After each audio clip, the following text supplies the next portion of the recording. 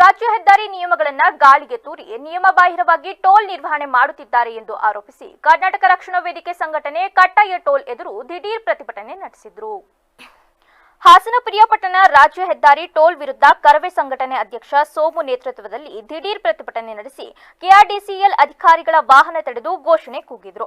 KRDCL ಅಧಿಕಾರಿಗಳು ಮತ್ತು toll ಗುತ್ತಿಗೆದಾರರು ರಾಜ್ಯ ಹೆದ್ದಾರಿ ನಿಯಮಗಳನ್ನು ನಿರ್ಲಕ್ಷಿಸಿ ಟೋಲ್ ನಿರ್ವಹಣೆ ಮಾಡುತ್ತಿದ್ದಾರೆ.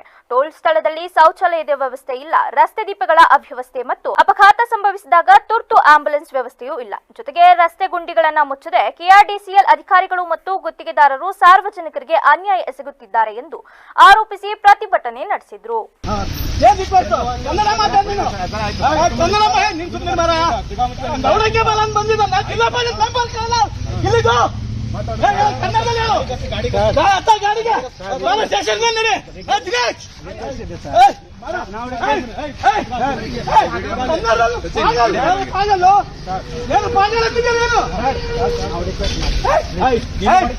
ದಿನೇಶ್ ಮಗನೇ ರೋಡ್ ಹಾಕಕ್ಕೆ ಟಾರ್ ಹಾಕಕ್ಕೆ ಬಿಡಕ್ಕೆ ಮಗ ಈಗ ಏನ್ ಮಾಡಿದ್ಯಾ ನೀನು?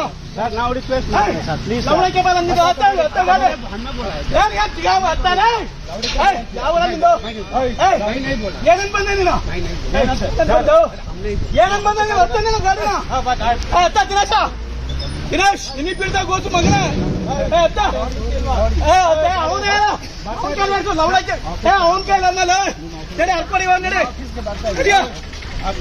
ಕೇಳಿ ಸರ್ ಇಂಜಿನಿಯರ್ ಅಲ್ರಿ ಹೇಳಿ ಸರ್ ಇಂಜಿನಿಯರ್ಗೆ ಡ್ಯೂಟಿ ಮಾಡುತ್ತಿಲ್ಲ ಇಂಜಿನಿಯರ್ಗೆ